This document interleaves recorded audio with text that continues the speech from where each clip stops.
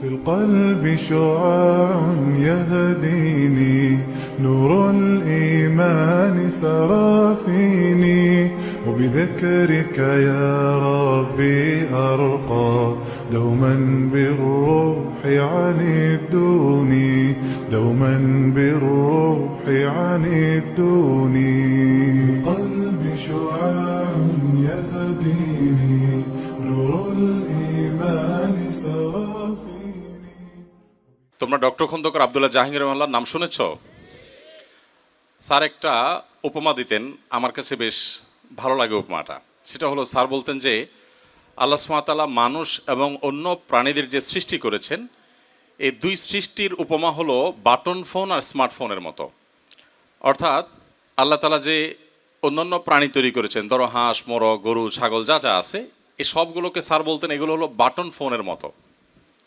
আর আমরা যারা মানুষ, আশরাফুল মাখলুকাত, আল্লাহর সবচেয়ে সেরা সৃষ্টি, সৃষ্টি জগতের সব কিছুকে আল্লাহ তাআলা যে মানুষের জন্য সৃষ্টি করেছেন, সে মানুষের তুলনা স্যার দিতেন স্মার্টফোনের সাথে। কিভাবে তিনি বোঝানোর চেষ্টা করতেন যে দেখো, একটা বাটন ফোনে কিন্তু যা যা প্রোগ্রাম দেওয়ার আছে তা কিন্তু দেওয়াই থাকে। বাটন ফোনে কি অ্যাপ স্টোর, প্লে স্টোরের মাধ্যমে নতুন কোনো প্রোগ্রাম ডাউনলোড করার সুযোগ আছে? সুযোগ নেই। ক্যালকুলেটর যেটা দেওয়া আছে, তোমার পছন্দ হলে ভালো, না হলে তুমি আরেক সেট চেঞ্জ কিনো, কিন্তু নতুন আরেকটা ক্যালকুলেটর তুমি নামানোর কোনো সুযোগ বাটন ফোনে থাকে না। কিন্তু স্মার্টফোনে অলমোস্ট ব্ল্যাঙ্ক, মূল জিনিসগুলো দেওয়া থাকে। এরপরে তুমি কি কি নামাবা না নামাবা, তুমি অ্যাপ স্টোরে গিয়ে, প্লে স্টোরে গিয়ে তোমার সুবিধা অনুযায়ী তুমি নামাইতে পারো। আল্লাহ রাব্বুল আলামিন যে হাঁস মোরগ তৈরি করেছেন, অন্যান্য সৃষ্টি, অন্যান্য প্রাণী তৈরি করেছেন, এদের সবাইকে আল্লাহ রাব্বুল আলামিন নির্দিষ্ট প্রোগ্রাম তাদের মধ্যে দিয়ে দিয়েছেন। নতুন কোনো প্রোগ্রাম সেখানে ঢুকাবার সুযোগ নেই। এজন্য যদি কেউ চায় যে হাঁস, মোরগ, গরু, ছাগল এদেরকে আমরা ডাক্তার, ইঞ্জিনিয়ার বানাবো, সম্ভব না। তাকে আল্লাহ তাআলা যা দিয়েছেন সেটা ভেতরে একেবারে সেট করে দিয়েছেন, বাটন ফোনের মতো, কিছু করতে হবে না। এজন্য দেখবা যে মোরগের বাচ্চা সে কিন্তু জন্মের পরপরই হাঁটা শুরু করে দেয়। হাঁসের বাচ্চা সে জন্মের পরপরই কিন্তু তাকে পানিতে ছেড়ে দিলে সে কিন্তু সাঁতার কাটা শুরু করে দেয়। মানুষের বাচ্চা ওই যে স্মার্টফোনের মতো, তো জন্মের সাথে সাথে কি হাঁটা শুরু করে দেয়? 2-4 মাসেও পারে না, তাই না? শুধুমাত্র কাত হতে শেখে অনেকদিন পর, তাতেই বাপ মা খুশি হয়ে যায়, আরে কাত হয়েছে, মোবাইল নিয়ে তাদের করে ছবি তোলে যে প্রথম কাত হয়েছে, প্রথম একটু বসছে, ঘাটা একটু সোজা করছে, কত কাহিনী। কারণ ওই যে স্মার্টফোনের মতো তো কোনো কিচ্ছু দেওয়া নাই, এখন সে আস্তে আস্তে শিখে, দেখে যেটা তার পছন্দ সে সেটা ডাউনলোড করে নেয়। তো স্যার এই উপমা দিয়ে বোঝাতেন, আব্দুল্লাহ জাহাঙ্গীর রহমাল্লাহ, যে দেখো আমাদেরকে আল্লাহ রাব্বুল আলামিন স্মার্টফোনের মতো তৈরি করেছেন। আমরা চাইলে আমাদের এই শরীরে, আমাদের মনে, আমাদের মস্তিষ্কে যেই কোনো প্রোগ্রাম আমরা ঢুকাতে পারি।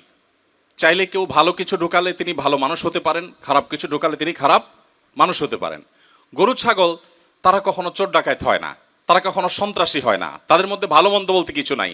খুব এবাদত গুজার গরু, খুব নেককার ছাগল, সম্ভব? কোনো অপশন আছে? নাই। বাটন ফোন তো। আল্লাহ রাব্বুল আলামিন মানুষকে স্মার্টফোনের মতো তৈরি করেছেন, এজন্য সে কোন প্রোগ্রামটা নামাবে তার মধ্যে, এটা তার জন্য অনেক বেশি ইম্পর্টেন্ট। প্রত্যেকটা মানুষ অনুসরণ প্রিয়, প্রত্যেকটা মানুষ অনুকরণ প্রিয়। আল্লাহ রাব্বুল আলামিন সৃষ্টি করেছেন, আমাদের প্রকৃতিতেই এটা দিয়ে রেখেছেন। এখন তুমি কাকে অনুসরণ করছো? তুমি হয়তো মনে করছো না আমি কাউকে অনুসরণ করি না। আজকাল একটা স্টাইল বের হয়েছে না স্কুল কলেজের ছেলেফেলেদের মধ্যে, বিশেষ করে, যে আমি আসলে কাউকে ফলো করি না, আমার যেটা বুঝে আসে, আমার যেটা বিবেকে ধরা, এর বাইরে আমি কারো কথা শুনি না, আমার বাপ বললেও শুনি না। এরকম একটা ভাবসাব চলে আসছে না? দেখো, এই লোকটাও কিন্তু দিন শেষে কারো অনুসারী। সে কার অনুসারী? সে তার প্রবৃত্তির অনুসারী। নবী করিম সাল্লাল্লাহু আলাইহি ওয়াসাল্লামের হাদিসে পরিষ্কারভাবে বলা আছে, মানুষ হয় আল্লাহর গোলাম হবে, আর না হলে তার প্রবৃত্তির গোলাম হবে। দুইটার একটা, 3 নম্বর কোনো অপশন নাই। এখন তোমার গোলামিটা তোমার নিজের প্রবৃত্তির করলে তোমার জন্য বেটার হবে, নাকি তোমার সৃষ্টিকর্তা যিনি তোমাকে সৃষ্টি করেছেন তার আশা আকাঙ্ক্ষা, তার আদেশ নিষেধগুলোকে অনুসরণ করলে তোমার জন্য কল্যাণকর হবে? আমরা যে মোবাইল কিনি বা বিভিন্ন ডিভাইস কিনি, এগুলো কেনার সাথে সাথে ছোটো ছোটো একটা ইউজার গাইড দেয় না? ইউজার গাইড দেয় যে কীভাবে এটা ব্যবহার করতে হবে। এখন ধরো একটা মোবাইল কিনলে বাজার থেকে, কেনার পর একটা ইউজার গাইড দেওয়া হলো, সেখানে বলা হলো এটাকে প্রথমে এটা করতে হবে, ওইটা করতে হবে, এভাবে ব্যবহার করতে হবে, ব্যবহার করা যাবে না। তুমি যদি এটা আনার পর বলো যে আমার টাকা দিয়ে আমি মোবাইল কিনলাম, কেন তার সমস্ত কাহিনী শুনতে হবে? তুমি যদি এখানে স্বাধীনতা অ্যাপ্লাই করতে চাও, তোমার পুরা ক্ষমতা সেখানে খাটাতে চাও এবং যা খুশি তা করো, তাহলে এটার কখনো সঠিক উপকারিতা বা যথার্থ উপকারিতা পাবে না। ঠিক একইভাবে আল্লাহ রাব্বুল আলামিন আমাদেরকে সৃষ্টি করার পর কোরআনে কারিম দিয়ে রেখেছেন। মানুষ বহু কিছু এক্সপেরিমেন্ট করে, গোটা পৃথিবীতে বহু পরীক্ষা নিরীক্ষা হয়েছে মানুষের উপরে। তুমি যদি একটু চোখ কান খোলো, তুমি দেখবে ইউরোপিয়ানরা, আমেরিকানরা, তারা পৃথিবীকে অনেক কিছু দিয়েছে। তারা জ্ঞানে, বিজ্ঞানে, তথ্য প্রযুক্তিতে অনেক কিছুতে আমাদের থেকে এগিয়ে, এবং তাদের অনেক অবদান আছে, সেগুলো সব আপন জায়গায় স্বীকার্য। এরপরও কিছু জায়গায় তাদের ক্রাইসিস আছে। এই ক্রাইসিসগুলো যদি তুমি একটু চোখ মেলাও দেখতে পাবে, একবার দিনের আলো মতো পরিষ্কার। তারা বড় বিবাহ বহির্ভূত সম্পর্ককে তারা অ্যাপ্রিসিয়েট করেছে, তারা সমকামিতার মতো বিষয়গুলোকে তারা মানুষের অধিকারের পর্যায়ে নিয়ে গেছে, নিয়ে সেগুলোকে তারা এস্টাবলিশ করেছে। এরকম আরো অনেক কাজ তারা করেছে। এই কাজগুলোর ফলশ্রুতি কি হয়েছে সেগুলো তুমি যদি একটু তাকাও তাদের বাস্তবতায়, তো দিনের আলোর মতো তোমার কাছে পরিষ্কার হয়ে যাবে। নতুন করে কিছু তোমাকে বোঝাতে হবে না। আমরা যারা এখনো মনে করি যে ইসলামের কথা বললে, আল্লাহর কথা বললে, রাসূলের কথা বললে মানুষ সেকেলে হয়ে যায়, আধুনিকতা হবে যদি আমি ভিন্ন কিছু ভাবি, ভিন্ন কিছু করি, স্রোতের বিপরীতে চলতে শিখি, যারা এই সমস্ত চিন্তা করি তাদেরকে আমি বলবো যে পৃথিবীর দিকে তারা যেন একটু তাকায়। আমি একটা কথা প্রায় বলি যে পশ্চিমারা আমাদের চাইতে জ্ঞানে, বিজ্ঞানে, তথ্যে, প্রযুক্তিতে, অবকাঠামোতে, কলকারখানাতে, ইন্ডাস্ট্রিতে, আরও বহু সেক্টরে তারা আমাদের চাইতে যদি 500 বছর এগিয়ে থাকে, আমরা সাবকন্টিনেন্টের মানুষ তাদের চাইতে 1000 বছর এগিয়ে আছি আমাদের পারিবারিক ব্যবস্থাপনায়। কোনো সন্দেহ আছে তোমাদের মধ্যে? প্রতিদিন আমার কাছে যেসব প্রশ্ন আসে, গত 2-3 দিন আগে কামরাঙ্গীর একটা প্রোগ্রাম ছিল, প্রশ্ন এরকম যে ছেলে প্রশ্ন করছে, ভাই আমার বাবাকে সারা জীবনের সমস্ত উপার্জন সব দিয়েছি, বাবার সমস্ত টাকা নষ্ট করেছে, পরকিয়া করেছে, আমার পুরো ফ্যামিলি তছনছ, মায়ের উপরে টর্চার, আমার উপরে টর্চার, আমার সব সম্পত্তি শেষ করছে, সে এখন এই ভয়াবহ পথে আছে, সব নিজেও ধ্বংস হয়েছে, আমাদেরকে ধ্বংস করছে, আমি কি করতে পারি? তার একদিকে কোরআন হাদিস বাবা মার প্রতি অসৎ ব্যবহার করা যাবে না, আবার অপর দিকে তার সব সম্পদ শেষ হয়ে গেছে, বাবা নিজেও শেষ হয়ে গেছে। এই পর্যায়ে দাঁড়িয়ে এই ছেলে প্রশ্ন করছে আমাকে যে আমার কি করা উচিত? আমি কি আল্লাহর দিকে তাকিয়ে ধৈর্য ধারণ করব, নাকি বাবাকে কিছু বললে আমার আবার কোনো আল্লাহ তাআলা অসন্তুষ্ট হবে না, আমার জান্নাত হারাতে হবে আমাকে? এইরকম চিত্র পশ্চিমারা স্বপ্নেও কোনোদিন দেখে না। কল্পনা করা তো দূরের কথা যে বাপ এত জুলুম করবে, টর্চার করবে, অন্যায় করবে। হতে পারে সব বাপ তো একরকম হয় না। এরপরও সন্তান আল্লাহর ভয়ের কথা চিন্তা করে বাবাকে কিছু বলবে কি বলবে না সেটার জন্য একজন হুজুরের কাছে একটা প্রশ্ন লিখে দেয়, এটা পশ্চিমারা কখনো স্বপ্নেও ভাবে না। আমাদের ফ্যামিলি ব্যবস্থাপনা নানা দিক থেকে আমাদের ভেঙে পড়ছে, এরপরও আমরা যতটা ভালো আছি ওদের চাইতে আমরা শতগুণ ভালো আছি। তোমরা ইনশাআল্লাহ কলেজে পদার্পণ করবে, তোমাদের সামনে অনেক আইডিওলজি সামনে আসবে, তোমাদের সামনে অনেক আদর্শ সামনে আসবে। আমার এই কথাগুলো বলার উদ্দেশ্য হলো, অ্যাজ এ মুসলিম তুমি যেন হীনমন্যতায় ভুগবে না। তুমি মনে রাখবে তোমার ইসলাম স্বয়ংসম্পূর্ণ, তোমার ধর্ম স্বয়ংসম্পূর্ণ, এখানে অপূর্ণতা বলতে কিচ্ছু নেই। তুমি নিজে কখনো হীনমন্যতায় ভুগবে না, তুমি ইসলাম সম্পর্কে জানার চেষ্টা করবে, তোমার ঈমান তরতর করে বাড়তে থাকবে। আমাদের প্রিয় নবী সাল্লাল্লাহু আলাইহি সাল্লাম তরুণদেরকে অনেক বেশি স্নেহ করতেন, অনেক ভালোবাসতেন। তোমাদের এই বয়সটা জীবনের সবচেয়ে গুরুত্বপূর্ণ সময়। আমরা তো মনে করি যে এই বয়সে একটু আধটু করে মানুষ, অর্থাৎ বয়সটাই এরকম যে কিছু ফালতু কাজ বোধহয় করা যায়, অথচ এটাই হলো জীবনের সবচেয়ে ক্রিম টাইম। তোমরা কি জানো নবী করিম সাল্লাল্লাহু আলাইহি সাল্লাম বলেছেন কিয়ামতের ময়দানে 4টি প্রশ্ন উত্তর দেওয়া ছাড়া কেউ পা নাড়াতে পারবে না। এর ভিতরে একটা মৌলিক প্রশ্ন হলো ওয়ান শাবাবিহি ফিমা আবলা, তোমার তারুণ্যকে তুমি কোন কাজে কাটিয়েছো? তুমি বৃদ্ধ বয়সে কি করেছো, কয়টা উমরা করেছো, কয়টা হজ করেছো, এটা আল্লাহ দেখবেন না। আল্লাহ দেখবেন তুমি তোমার তারুণ্যে কি করেছো, তোমার যৌবনে কি করেছো। এই জন্য তোমাদেরকে আমি বলতে চাই যে এই বয়সটা হেঁয়ালিপনার নয়, এই বয়সটা খুব সিরিয়াস, এবং মানুষ যা করে এই বয়সেই করে। তোমরা এই যে সোহাগ ভাইকে দেখতে পাচ্ছ, উনি সফল উদ্যোক্তা, তোমরাই বলো এই সফল উদ্যোক্তা কি উনি বুড়াকালে হয়েছেন? এখনো তো তরুণ উনি আলহামদুলিল্লাহ বয়সে, তাই না? অতএব তোমাদের এই জীবনটা অনেক বেশি গুরুত্বপূর্ণ। এই পুরো জীবনটা আল্লাহ তাআলাকে তোমরা দেওয়ার চেষ্টা করবে। মনে রাখবে আল্লাহ তাআলা আরশে নিচে যে সমস্ত মানুষকে বিশেষভাবে ছায়া দেবেন কিয়ামতের ভয়াবহতম দিনে, যাদের কিয়ামতের কোনো কষ্ট তাদেরকে টাচ করবে না, সেই মানুষগুলোর ভিতরে ওই যুবকরা যাদের যৌবনকে তারা আল্লাহর পথে ব্যয় করেছে, আল্লাহর ইবাদত বন্দেগীতে ব্যয় করেছে, এবং যৌবনকালকে তারা নষ্ট করেনি। বিধায় আমি তোমাদেরকে বলতে চাই, তোমাদের কলেজ বিশ্ববিদ্যালয় জীবনে তোমরা আত্মপরিচয়হীনতার বা আত্মপরিচয় নিয়ে তোমাদের হীনমন্যতা তোমরা ভুগবে না। তোমাদেরকে নানা পরিচয় পরিচিত করতে অনেকেই চাইবে, তোমরা সতর্ক থাকবে। মনে রাখবে ইসলাম মানুষের বানানো কোনো দিন নয়। এখনো ইসলামের এমন এমন বিধিবিধান আমরা জানি যে বিধানগুলো মনে হবে যে আজকের এই 2024 সনের পৃথিবীর বাস্তবতায় মনে হয় আজকে নাজিল হয়েছে, অথচ এই বিষয়ে নবী করিম সাল্লাল্লাহু আলাইহি সাল্লাম 1450 বছর আগে হাদিস বলে গেছে। তুমি দেখো এখন ফ্যাক্টরি রেভলিউশনের পরে এখন পৃথিবীতে যে প্রাকৃতিক দুর্যোগ দেখা দিয়েছে, এখন বৃক্ষরোপণ করার গুরুত্ব বুঝে আসছে আমাদের কাছে, তাই না? অথচ নবী সাল্লাল্লাহু আলাইহি সাল্লাম যখন বৃক্ষরোপণের কথা বলেছেন তখন পৃথিবীতে এই সংকটটা কি ছিল? এই কালো ধোঁয়া ছিল? এই কলকারখানার এই সমস্ত বর্জ্য এগুলো গিয়ে পরিবেশ দূষণ করতো? কিছুই ছিল না। কিন্তু তখন তিনি বৃক্ষরোপণের গুরুত্ব বলেছেন। আরো মজার বিষয়, তিনি এমন জায়গায় বসে বৃক্ষরোপণের গুরুত্ব বলেছেন সেখানে বৃক্ষরোপণ করার অপশনই খুব একটা ছিল না, মরুভূমি, পাহাড় এবং রুক্ষ পাহাড়, সেই জায়গায় তিনি বলেছেন। আমি এক্সাম্পল দিলে অনেক এক্সাম্পল দিতে পারবো, আমি সেদিকে যাচ্ছি। আমি বলছি যে মুসলমান হিসাবে তুমি গর্বিত হওয়ার জন্য যথেষ্ট, তোমার আর কিচ্ছুর প্রয়োজন নাই। তুমি সব সময় প্রাউড ফিল করবে অ্যাজ এ মুসলিম, এবং প্রাউড ফিলটা তখনই করতে পারবে যখন তুমি ইসলামটা বুঝবে, জানার চেষ্টা করবে। আজকে আমি তোমাদের প্রতি উদাত্ত আহ্বান করতে চাই, ইসলামকে জানার তোমরা চেষ্টা করবে। আজকের এই প্রোগ্রামটা তোমাদেরকে ইসলাম জানাবার জন্য না, ইসলাম জানার জন্য এত শর্ট টাইম যথেষ্ট নয়। ইসলাম সম্পর্কে যদি তুমি জানো তাহলে কেউ তোমাকে হাইকোর্ট দেখাতে পারবে না, কেউ তোমাকে বিভ্রান্ত করতে পারবে না।